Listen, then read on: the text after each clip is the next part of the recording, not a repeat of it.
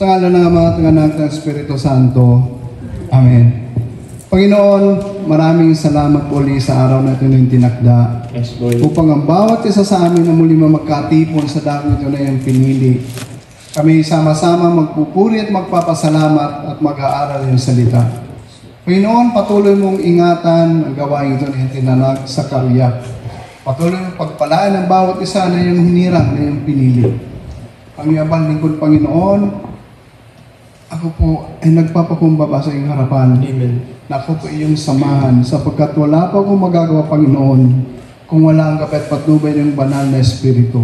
Sapagkat kayo ang Diyos na dakila, kayo ang Diyos na umirang sa bawat isa, kayo ang Diyos na tumawag sa bawat isa, at kayo rin po ang pumili sa iyong lingkod, Panginoon.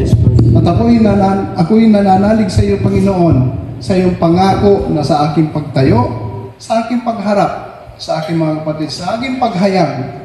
Salita mo at ikaw ang makikita ng bawat isa, Panginoon. Salita mo ang kanilang maririnig. Nang sa ganun ito'y tumumo sa mga puso't isipan na tulad ng isang baso na walang laman, Panginoon. Ang mga salita mo ang magiging laman nito.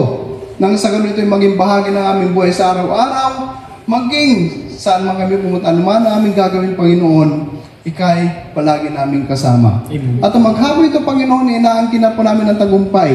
Sapagkat kayo ang Diyos mapagtagumpay, kayo ang Diyos na kung saan hindi nagpapabayat. Alam po namin, Panginoon, na ika'y aming kasama sa araw na ito. Yes, Lord. Sapagkat kayo pa may sabi na dalawa higit pa na nagkaisa sa iyong pangalan, ay nandun ang iyong presensya. Yes, Lord. Kung kahit, Panginoon, inaangkin na po namin ang tagumpay sa maghapon ito, Yes, Lord. sapagkat ika'y ay aming kasama. Yes, Lord. To God be the highest glory. Hallelujah. In Jesus' mighty name we pray.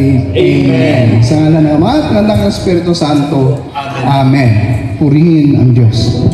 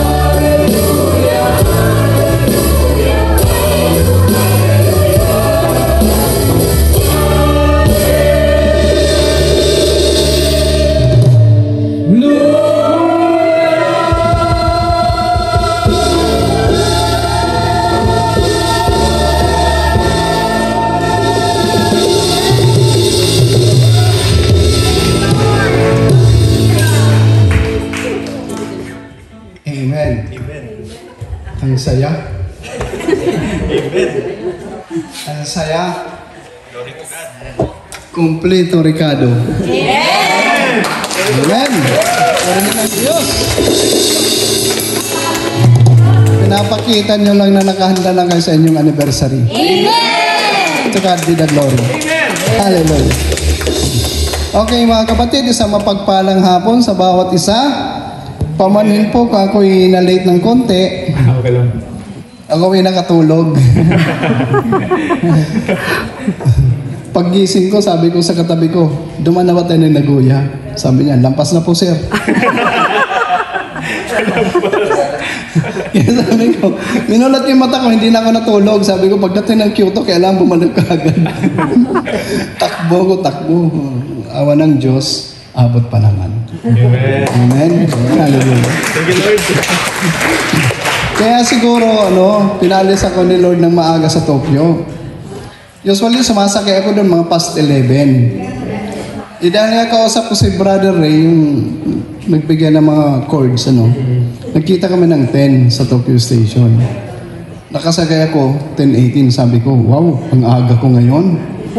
Sabi ko, ang aga ko ngayon. Nakala ko, maaga ako makarating dito. Buti na lang, maaga ako sumakay dahil ako'y nakatulog. Purihin ng Diyos. Anyway, isang mapagpalang hapon ulit sa inyo mga kapatid. At ako po ay masaya at nagkasama-sama ulit tayo. At nawaloobin din ng Diyos na sa anniversary ninyo, makasama pa rin ninyo ako. Amen. Hallelujah. Amen. Basa po muna tayo. Ang ating pong pagsasalusaluhan sa araw nito ay kunin natin sa aklat ni San Mateo, Matthew chapter 14 verse 22 hanggang 33. Ang sabi dito, agad pinasakay ni Jesus sa bangka ang kanyang mga alagad at pinauna sa kabilang ibayo, samantalang pinauuwi niya ang mga tao. Pagkaalis ng mga ito, umahon siya sa burol upang manalangin. Nag-iisa siyang inabot doon ng gabi, samantalang nasa laot noon ng bangka at sinasalpok ng mga alon sapagkat pasalungat sa hangin. At nang madaling araw na ay sumunod sa kanila si Jesus na naglalakad sa ibabaw ng tubig. Kinilabutan sa takot ang mga lagad na makita nilang may lumalakad sa ibabaw ng tubig. Multo, sigaw nila. Ngunit agad siyang nagsalita at sinabi sa kanila, huwag kayong matakot, si Jesus ito. At nagsalita si Pedro, Panginoon, kung talagang kayo iyan, paparinan ninyo ako sa ibabaw ng tubig. Sumagot siya, halika. Kaya't lumunsan si Pedro sa bangka at lumakad sa ibabaw ng tubig papalapit kay Jesus. Amen. Ngunit nang mapansin niyang hangin, siya ay natakot at nagsimulang lumubog. Amen. Sagipin ninyo ako, Panginoon, sigaw niya. Agad siyang inabot ni Jesus. Napakaliit ng iyong pananalig, sabi niya kay Pedro. Bakit ka nag-alinlangan? Pagkasakay nila sa bangka, tumigil ang hangin at sinamba siya ng mga nasa bangka. Tunay na kayo, anak ng Diyos, sabi nila. Amen. Amen. Ito po ang ating pagsasalusaluhan sa oras na ito. Dahil maiksi yung oras natin, magsiupo na po tayo. Amen. Anyway, siguro familiar sa inyong lahat yung kwento. Yung kwento kay Jesus na naglakad sa ibabaw ng tubig. Amen? Amen. Pero hanggang ngayon, ang naalala lang ng mga tao na si Jesus lang ang naglakad sa ibabaw ng tubig. Hindi nire-recognize si Pedro na lumakad din. Well, anyway, itong kwentong ito ay tungkol po ito sa mga alagad niya, sa mga lingkod niya, na tungkol sa kanilang pananampalataya.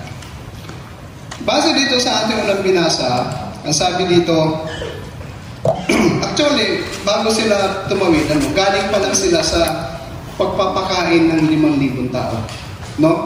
Kagaling pa lang nila sa isang himala na ginawa ni Kristo sa pagpapakain ng 5,000 sa magitan ng tinapay at isda na ilang peraso lang.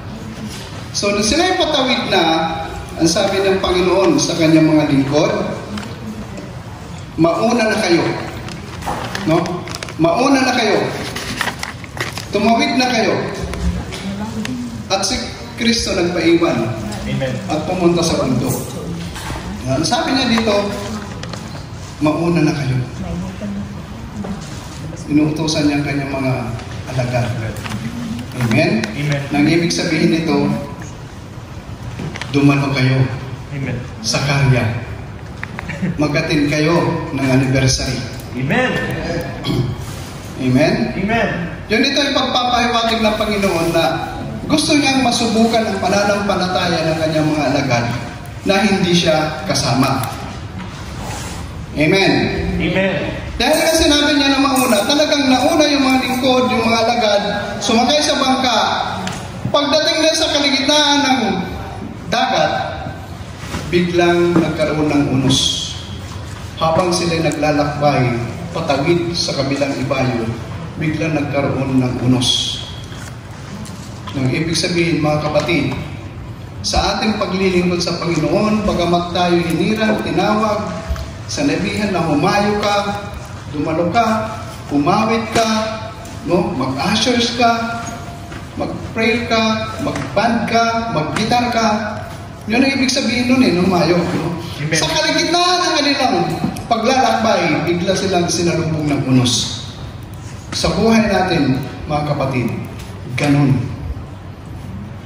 Sa kaligitnaan ng iyong pagtatrabaho sa kaisya, bigla may mangiinis sa iyo. Bigla may tatawag sa Pilipinas, may problema. Hindi ito yung literal na unos, ito yung spiritual na mga unos. Dahil nga, sa lakas ng unos, sa lakas ng ulan, sa lakas ng alon, nagkaroon ng takot at pangamba ang kanyang mga alagad. Natakot sila sa kanilang kasasagwan dahil pasalungat sila sa hangin. Kaya sa halip na mapalapit sa kanilang destinasyon, sila po ay napalayo.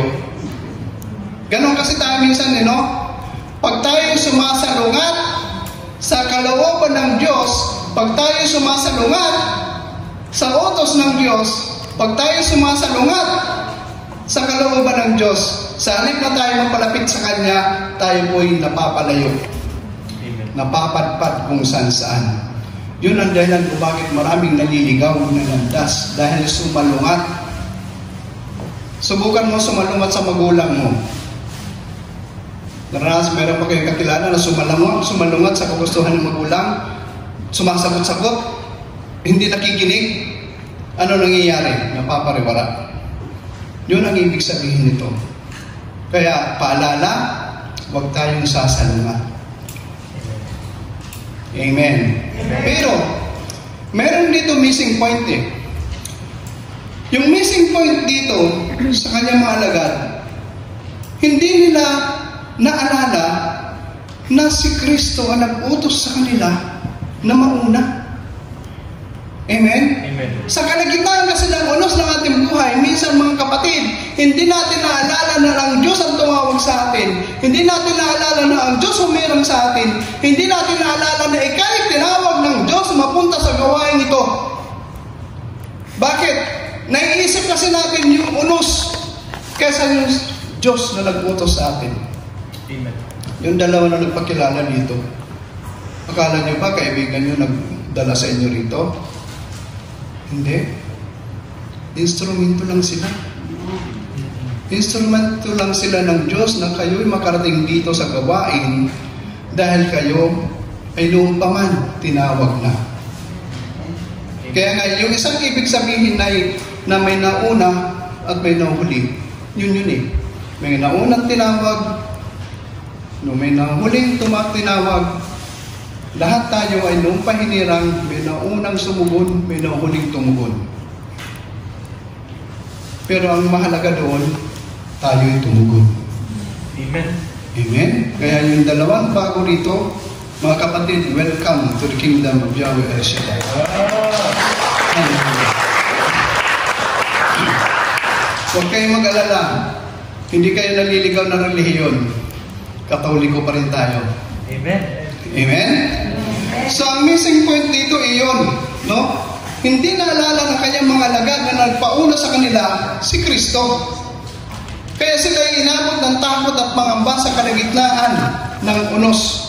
Na dapat pinapaalala sa ating lahat na anumang unos ang dumating sa ating buhay, anumang unos ang ating makasalungat, alalahanin natin, nakatingin ang Diyos sa atin. Amen. Kasi sabi dito, habang nananalangin ng Panginoon sa bundok, nakikita niya kung ano nangyayari sa kanyang mga lingkod. Alam niya na sinasabog sila ng alon. Alam niya na nahihirapan sila sa pagsasagwan dahil sa lakas ng alon at pasalungot sila sa hangin. Alam ni Kristo ang lahat ng yun. At alam din niya, kapatid, kung ano mga dinaramdam natin ngayon. Alam din niya kung ano mga nararanasan natin ngayon. Alam niya higit sa lahat ang sitwasyon ng buhay natin sa oras na ito. Dahil ang Diyos ay nakamasid sa atin, nagbabantay sa atin 24/7. Nasabi dito sa Kawikaan chapter 2 verse 8, ang Diyos ay lagi nakamasid, nakabantay sa kanyang mga lingkod. Diba? Meron siyang pangako na kailanman hindi ko kayo iiwan at pabayaan. Yun ang ibig sabihin nun. Binabantayan tayo ng Diyos. Amen. Nang kailangan lang natin gawin, pagdating ng unos sa ating buhay, isipin natin lagi na ang Diyos ang tumawag sa atin, ang Diyos ang nagsusugo sa atin at dumalo ka sa karya. Dumalo ka sa gawain ng El Shaddai. Yun ang ibig sabihin ng pagpapauna niya sa kanyang mga alagad. Inutusan niya. Yan ang dahilan kung bakit tayo lahat nandito. Dahil pinauna tayo ng Panginoon. At nang makita ng Diyos na talagang nahihirapan ang kanyang mga alagad, siya po ay sumunod. Amen. Dito po, sabi dito sa verse 25, at ang madaling araw na sumunod sa kanila si Jesus na naglalakad sa ibabaw ng tubig. Siyempre kasi wala na siyang pangka eh. Ginamit kasi yung pangka nila ng kanyang mga lingkod, ng kanyang mga disipulo, kaya wala siyang pwedeng gawin kundi maglakad sa ibabaw ng dagat. You see? Talagang makapangyarihan ang Diyos. Kung mo alon, ulan, hangin, kaya niyang kontrolin.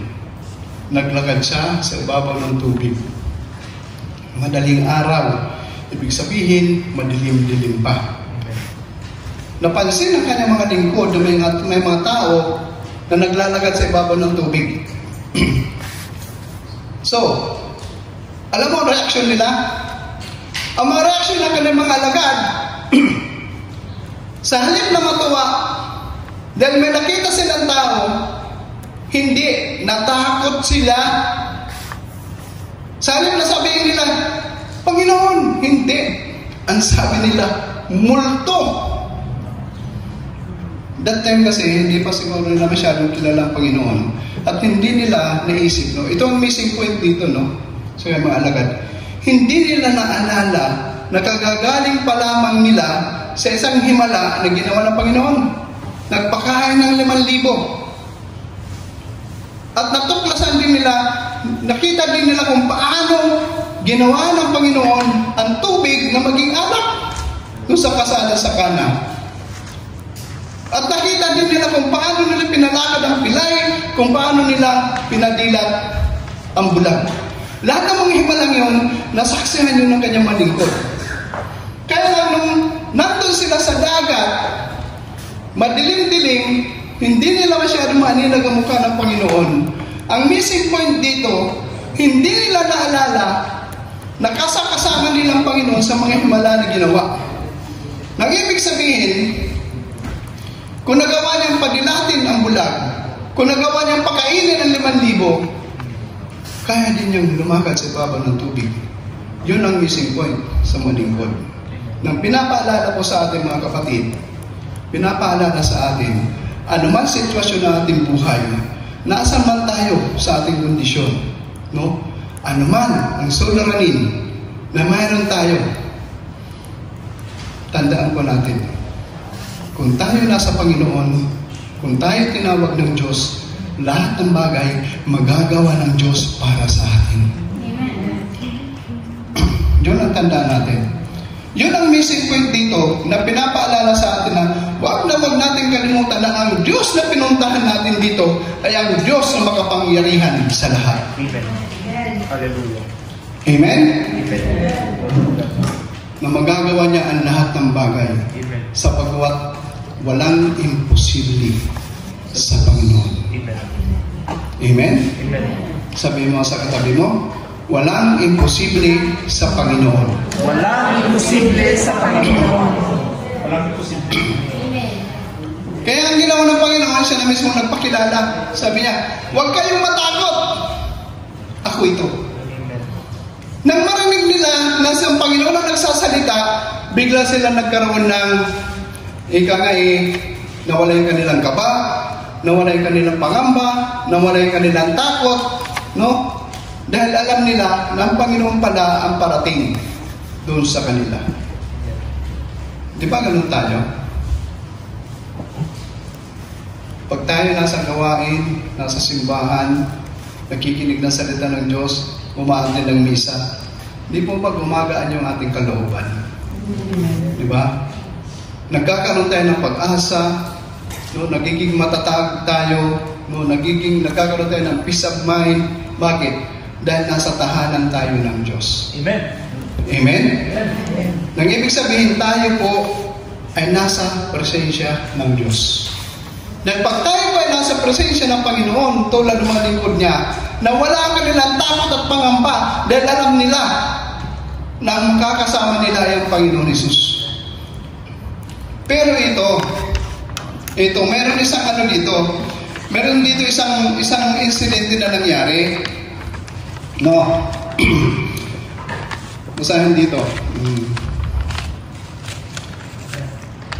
Sa verse 28, sabi ni Pedro, Panginoon, kung ikaw talaga yan, paparianin mo.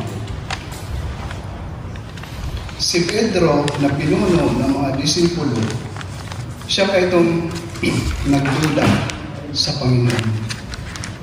Amen? Amen. Yung binitawan niya salita ng Panginoon, kung ikaw yan.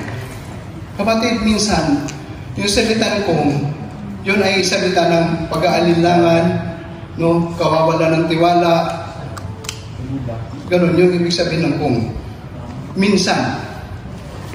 Kaya, iwasan niyong gamitin ang kung sa kung ano ng bagay. Ingatan ninyo. Kasi yun ay salita ng pag-aalinlangan at kawalan ng tiwala at pananampalataya.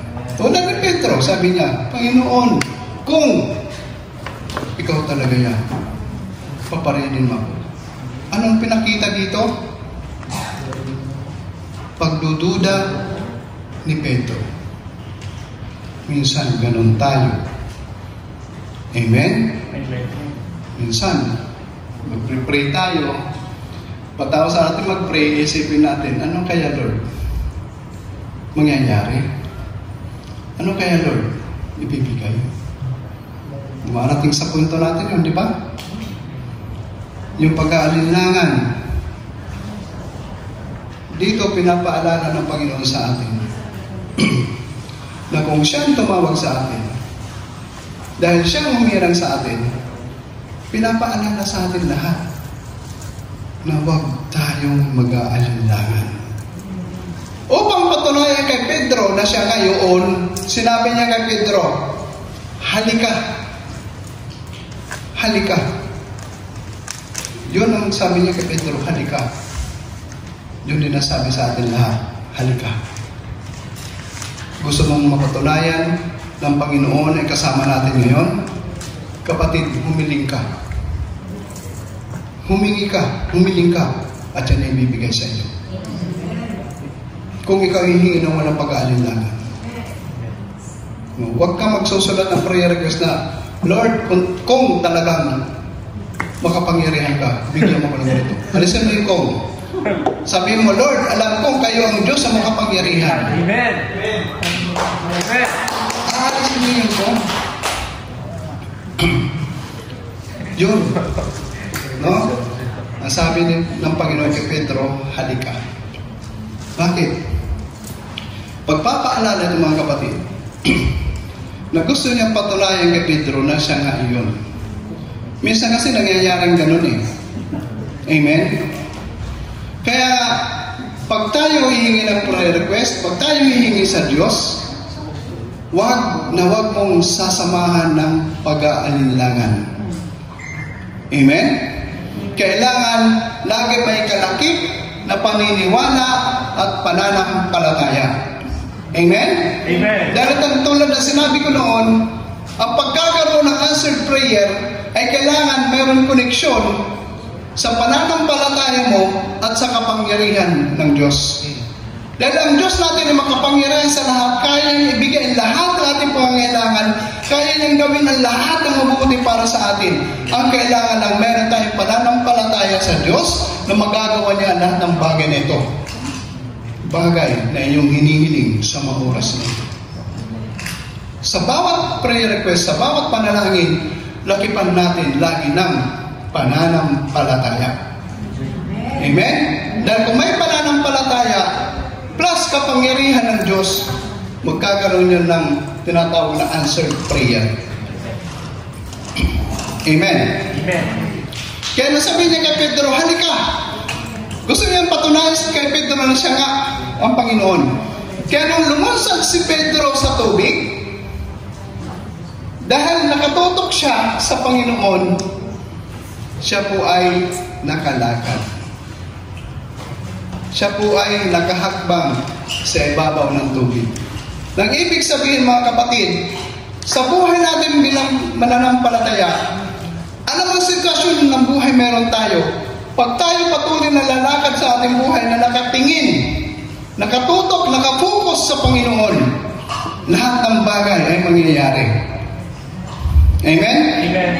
Sabi kasi dito, sabi dito sa Hebreo chapter 12 verse 2. Sabi dito, ituon ninyo ang inyong paningin sa Panginoon. Amen. Ituon ninyo ang inyong paningin sa Panginoon. Yun ang missing point doon kay Pedro sa paglunsad niya sa tubig. Inalis niya ang kanyang paningin sa Panginoon. Nang ibig sabihin, pag inalis natin yung ating focus sa pananampalataya sa Diyos, mapapansin natin kung anong meron sa kuna, kung anong meron sa ating paligid. Mapapansin mo yan. Dahil habang si Pedro naglalakad sa tubig, nakatingin siya sa Panginoon, siya ay lumulutang. Nakakalakad siya. Nung pansinin niya ang hangin, pansinin niya ang alon, nung mapansin niyang ulan, siya po ay bigla-biglang dahan-dahan na lumubog. Yan po ang dahilan kung bakit minsan tayo ay nangihina pagdating ng pagsubok. Yun ang dahilan kung bakit minsan tinatanong natin ang Diyos, Lord, bakit ganon? Lord, bakit ganito? Lord, bakit ako? Ang masasagot ka lang doon, bumitaw ka ba sa Panginoon? Tinutok mo ba yung sarili sa Panginoon? Dahil sa ating buhay Kristiyano, mga kapatid, hindi naman lahat natin dinadaanan ay patag. Hindi lahat natin dinadaanan ay makinis.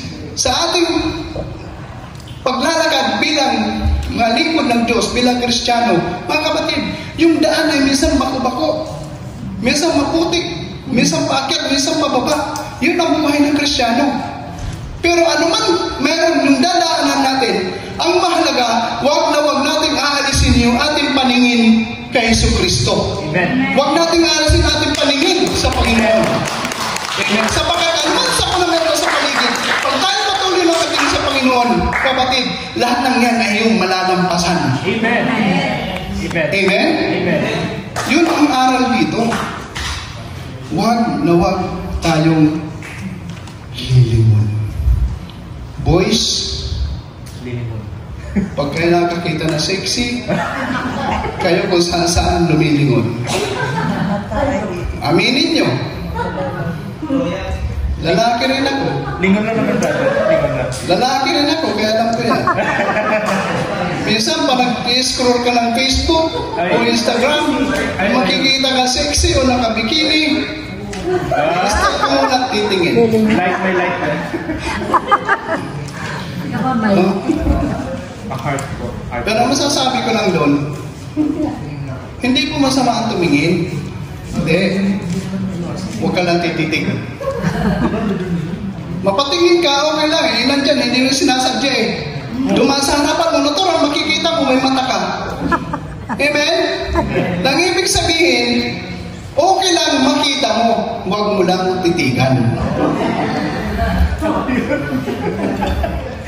Iba kasi yung nakikita, sa tinititigan. Para sa matagal. Amen? Kasi pag tinitigan mo, sinadya mo na yun. Yung nakita mo lang, pasandali, eh, hindi sasadya yun. Lalo na minsan, susundan mo pa ng tingin. Wala. No. Alangs na. Yun. Yun ay for the boys. For the girls naman, akala nyo, lulusot kayo. Pag nakakita kayo ng gwapo, nakakita kayo ng gwapo, kunwari, deadma kayo, no? Bigla kayo mapapatok, gwapo naman yun. Enjoy. Mas matindi. Ang ibig sabihin, mga kapatid, minsan may accidentally na nakikita tayo ng mga bagay-bagay. Amen? Normal lang yun eh. Kasi may mata tayo, may paningin tayo. Nang ibig sabihin dito, mapadaan man yung mga bagay na yun, hayaan mo na. Basta wag mong aalisin ang iyong paningin sa Panginoon. Amen? Ang ibig sabihin, sa ating araw-araw na pamumuhay, wag nating aalisin ng Panginoon.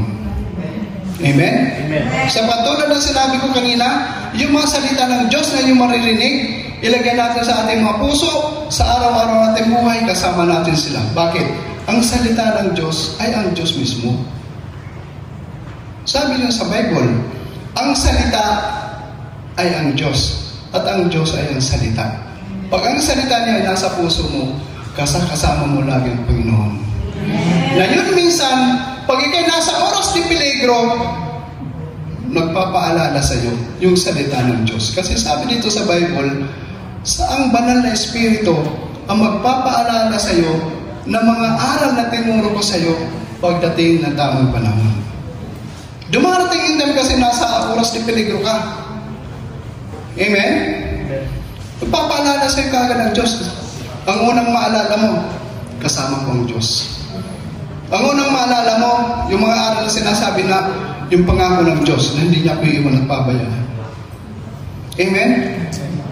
Panghawakan natin yun. Sabi nga ng mga senior ko ng mga preacher, kahit dalawa lang na salita ng Diyos, ang iyong makabisan at panghawakan mo, sapat na yun. Dahil hindi natin lahat makakabisa ang salita dito. Marami yan. Pero sa pangako ng Diyos, kasi ang Bible, karamihan dito yung mga pangako niya. Pangako niya at utos niya. Amen. Yun. Kaya pinapakita sa atin dito na sa pagitan ni Pedro, pinapakita sa atin na pag sinabi ng Diyos na halika, sumunod ka. Bakit? Ang Diyos ang tumawag sa bawat isa sa atin. Amen. Ang Diyos ang humirang sa atin, bakit ka nandito? Kaya huwag kang magtataka, kapatid, kung bakit may nadadagdag tulad ngayon. No? May lumatin, mayroon hindi, may absent, mayroon hindi. Ang importante, nananatili ang gawain. Bakit? Dahil ito ay tinatag ng Diyos. Amen. At dahil ito tinatag ng Diyos, ang salita ng Diyos na iiwan ko sa inyo ngayon, yung kanyang salitang halika. Sinabi niya kay Pedro, halika. Ang ibig sabihin, siya ang tumawag sa bawat isa sa atin, siya ang humirang sa bawat isa sa atin, siya ang dahilan kung bakit nandito tayo ngayon. Amen. Ang ibig sabihin, kung sino nagyaya, siya ang taya. Ang ibig sabihin, lahat ng pangangailangan natin, sagot ka ng Diyos. Amen. Amen? Ang sabi dito, kaya nangyari, paglubog ni Pedro, ang ginawa niya, muli niyang tunutok ang kanyang paningin sa Panginoon. At ang ginawa niya ay tinaas ang kanyang kamay at humingi ng Panginoon, sagipin ninyo ako. Amen. Yun ay katumbas, mga kapatid, ng oras ng peligro, tayo ay tatawag sa Diyos. Sinasabi dito, yung sa, huwag na tayong lumayo, doon na lang sa awit 21, no? 91 verse 17, sabi dito, pag sila'y tumawag, laging handa ako na sila'y pakinggan. Yun ang ibig sabihin nun. Nung pagtaas ng Pedro ng kanyang kamay, Panginoon, sagipin mo ako. Dahil ang Panginoon ay lagi nakahanda, lagi siya nakaabang. Sa anumang panganib na meron tayo sa buhay, laging nakaabang ang Panginoon ay kay sagipin. Ang sabi sa aklat, sa Biblia, dumaan ka man sa tubig, di ka malulunod. Dumaan ka man sa apoy, di ka masusunog, sapagkat kasama natin ang Diyos. Amen. Amen. Hallelujah. Amen. Ibig sabihin, lagi siya nakaabang. Kaya nang itaas ni Pedro ng kanyang kamay, Panginoon, sagipin niya ako. Kaagad siya sinagip. Dahil lagi siya nakaabang, kapatid. Dahil alam niya na sa araw-araw natin buhay, may panganib na darating. Kaya ang Panginoon, 24/7, nagbabantay, 24/7, lagi nakaabang, at laging handa. Bakit? Dahil hindi natutulog ang Diyos. Amen. Hallelujah. Kaya wag nating aalisin yung ating paningin sa Panginoon. Ang ibig sabihin nun, yung spiritual natin na paningin. Puso, isip, isipin natin lagi tayo na nasa Panginoon. Amen? Kaya, nung sagipin niya si Pedro at sila'y sumakay na sa bangka, biglang nawala ang unos, biglang nawala ang hangin, ang alon, at ang ulan. Ang ibig sabihin ng mga kapatid, pagkasama natin ng Diyos, walang unos na hindi natin kakayanin. Amen. Pagkasama natin ng Diyos, lahat ng unos sa ating buhay ay mawawala. Amen. Amen? Amen. Purihin ang Diyos. Hallelujah.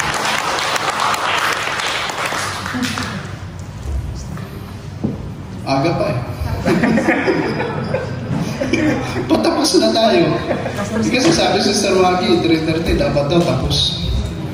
Well, anyway, mga kapatid, ito yung pinapaalala lang sa atin, nasa ating buhay sa araw-araw. Huwag na huwag tayong lalayo sa Diyos. Amen? Dahil, alam nyo, ang kalaban po natin ay laging nakaabang.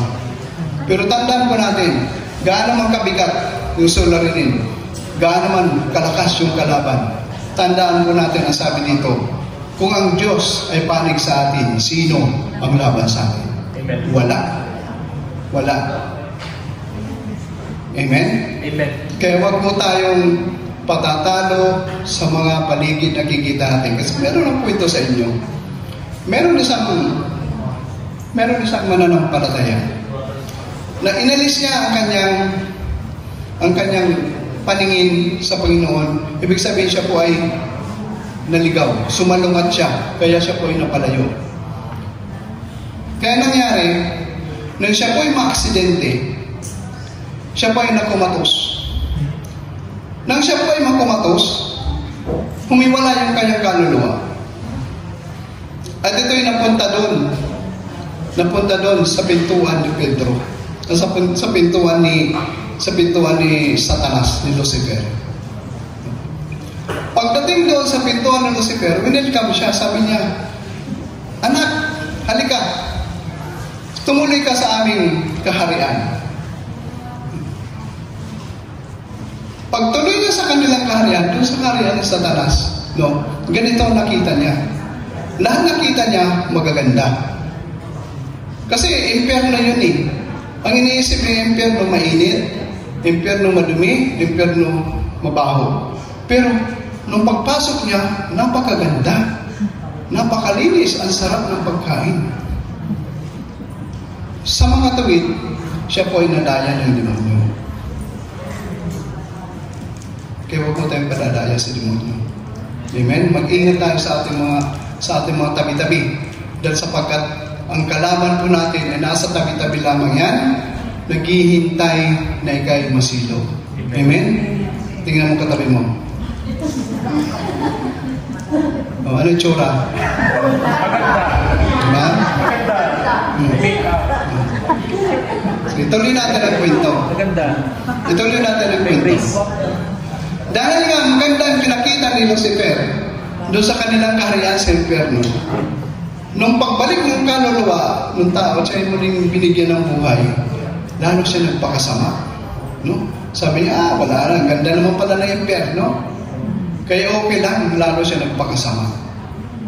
Nung siya ay tuluyan na talagang namatay sa isang aksidente, siyempre, doon yung bagsak niya. Pagdating sa pintuan, sabi ni Lucifer, "Oy, welcome back!" Pagpasok niya, yun na nakita na niya, may init, madumi, mabaho. Ibig sabihin, talaga nadaya siya ni Lucifer. Sabi niya, "Sir, noong unang punta ko dito, bakit magaganda lahat? Mabango, maganda, masarap ang pagkain. Bakit ngayon ganito na tsura?" Ito ang sagot. Sabi ni Lucifer, noong una mong punta dito, turista ka lang. Ngayon, residente ka na. Kaya dyan ka.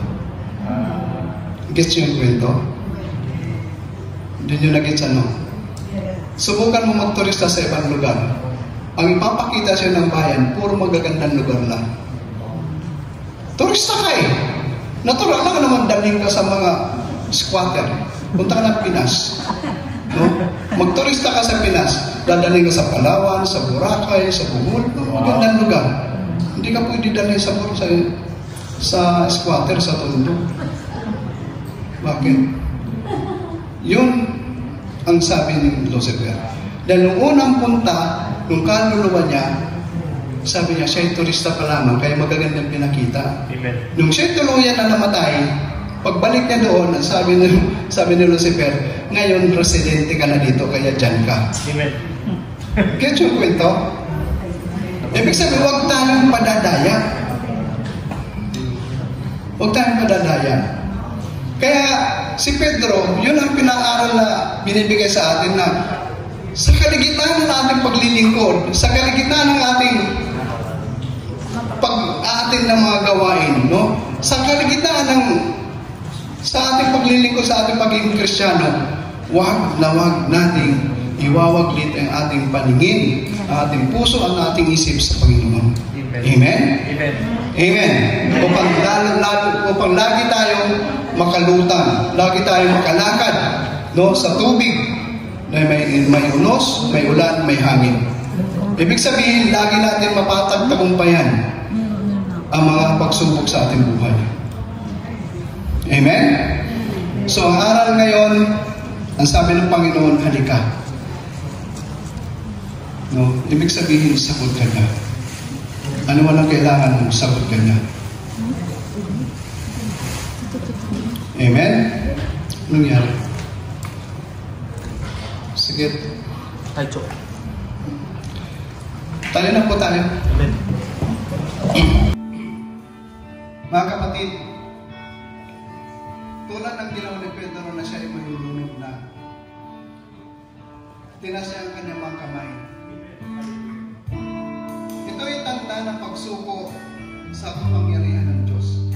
Ang pagtaas ng kamay ni Pedro ay tanda na siya ay nananalig sa Diyos, na siya ay pinagkakatiwala niya ang kanyang buhay sa Panginoon. Sa kabila na si Pedro ay isang mangingisda, siya ay bihasa ng mangoy. Kaya-kaya niyang isagipin ang kanyang sarili sa oras na iyon dahil siya po ay magaling lumangoy, dahil siya po isang mangingisda. Pero hindi niya pinangatanan yung kanyang pagiging magaling, pagiging mangingisda. Pagkos, isinuko niya lahat sa Panginoon. Itinaas niya sa Panginoon na parang sinasabi niya, Lord, wala akong magagawa kung wala ka sa aking buhay. Sagipin mo ako, Panginoon. Kasi sa mga oras nito, mga kapatid, Itaas natin mga kamay sa Panginoon. Itaas natin sa Diyos ang lahat natin sa suliranin sa buhay. Itaas natin sa Diyos ang lahat natin kahilingan sa buhay. Hallelujah. Lift up our hands. Hallelujah. Oh, Jesus. Mga kapatid, tulad ng ginawa ni Pedro na siya ay malulunod na, tinaas niya ang kanyang mga kamay. Amen. Hallelujah. Ito ay tanda ng pagsuko sa kapangyarihan ng Diyos. Ang pagtaas ng kamay ni Pedro ay tanda na siya ay nananalig sa Diyos, na siya ay pinagkakatiwala niya ang kanyang buhay sa Panginoon. Yes, Lord. Sa kabila na si Pedro ay isang mangingisda, siya ay bihasa lumangoy. Kayang-kaya niyang isagipin ang kanyang sarili sa oras na iyon dahil siya po ay magaling lumangoy dahil siya po isang mangingisda. Pero, hindi niya pinangutanan yung kanyang pagiging magaling, pagiging mangingisda. Pagkos, isinuko niya ang lahat sa Panginoon. Itinaas niya sa Panginoon. Na parang sinasabi niya, Lord, wala akong magagawa kung wala ka sa aking buhay. Sagipin mo ako, Panginoon. Kasi sa mga oras nito mga kapatid, itaas natin mga kamay sa Panginoon. Hallelujah. Itaas natin sa Diyos ang lahat natin sa suliranin sa buhay. Itaas natin sa Diyos ang lahat natin kahilingan sa buhay. Hallelujah. Lift up our hands. Hallelujah. Oh, Jesus.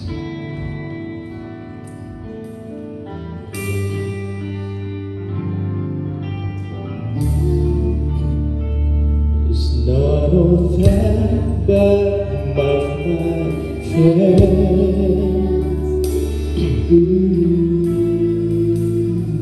If you believe in yourself, if you believe there's someone who wants to love you, you'll never be alone.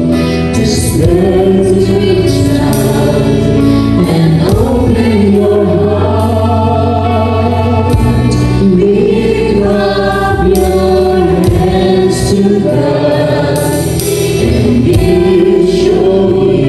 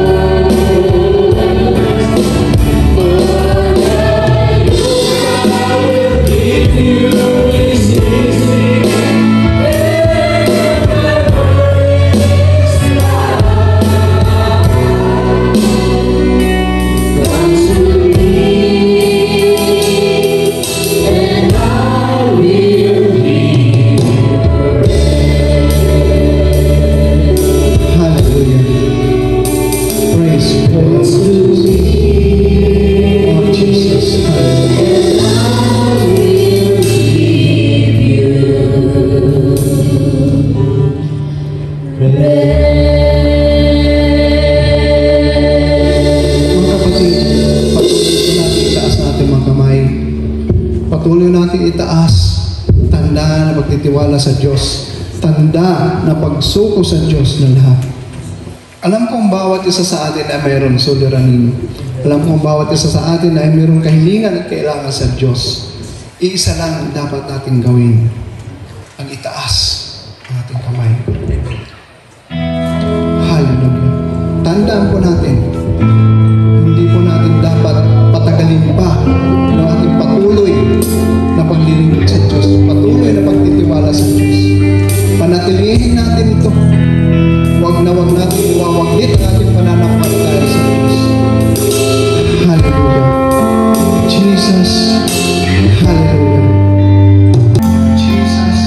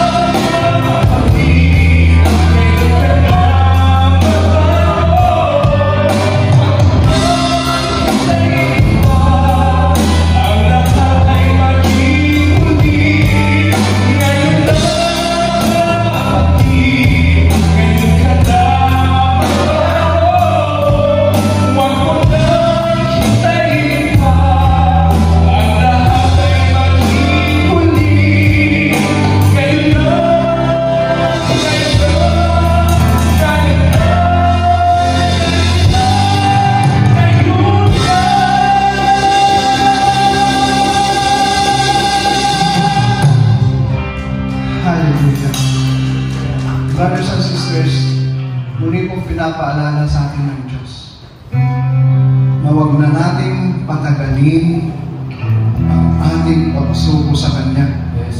Huwag na nating patagalin ang patuloy na manambahan sa Kanya. Huwag nating patagalin anumang bagay na nais natin sa Diyos. Ngayon na ang tamang oras, ngayon na ang tamang araw, para ang lahat ng yan ay idulog sa Diyos. Nandito ang Diyos ngayon kasama natin. Kaya huwag kang mag-alinlangan, huwag kang mawawala ng pag-asa. Sapagkat ang Diyos kailanman ay hindi nagsisinungaling sa kanyang pangako. na walang lingkod niya na kanyang pinabayaan. Na walang taong nagtitiwala sa kanya na kanyang pinabayaan. Tayong lahat ay tinawag niya. Tayong lahat ay hinirang niya. Tayong lahat ay pinili na makaisa dito sa kanyang gawain. Kahit wala kang dapat alalahanin sa iyong buhay. Dahil kung siya nagtawag sa atin, siya ang nagyaya na tayo manatili kanyang gawain, na pumunta sa kanyang gawain, na dumalaw sa kanyang gawain. Siya ang nagyaya sa atin lahat dito. Kapatid, anuman pangangailangan natin, siya ang tayak. Hallelujah. Sapagkat sabi niya, mula sa kanyang kaharian, hindi na uubos ang mga biyaya na ibibigay sa atin. Lahat ng ating pangangailangan ay kayang ibigay ng Diyos. Kaya wag tayong mawawala sa paningin sa ating Panginoon. Huwag nating aalisin ng Diyos sa ating puso, sa ating isip, sa ating buhay. Hallelujah. Kapatid, itaas natin na lahat ng bagay na nais natin itaas sa Panginoon. Panginoon, muli po sa oras na ito, nandito ang iyong mga lingkod o God. Tinataas ang mga bagay na nais nila yung basbasan at pagpalain. Ito, Panginoon, ay tanda ng pagtitiwala sa iyo. Tanda ng pananalig at pananampalataya sa iyo. Na anumang aming itaas, ito ay iyong babasbasan at pagpapalain. Amen. Yes, Lord. Ang man ang aming ibigay, ito ay iyong ibabalik ng doble. Amen. Lord, ang aming patuloy na paglilingkod sa iyo ay patuloy po ninyo kaming gabayan, patnubayan, at pagpalain ang aming mga buhay. Pagpalain, Panginoon, ang bawat isa na nandirito, pagpalain ang kanilang mga hanap buhay, ang kanilang mga pinagtatrabahuan, pagpalain ang kanilang buhay kasama ang kanilang mga mahal sa buhay. Lord, ang lahat ito ay tinataas namin. Sa ngalan ni Kristo, kasama ng Espiritu Santo. Amen. Sa ngalan ng Ama, ng Anak, ng Espiritu Santo. Amen.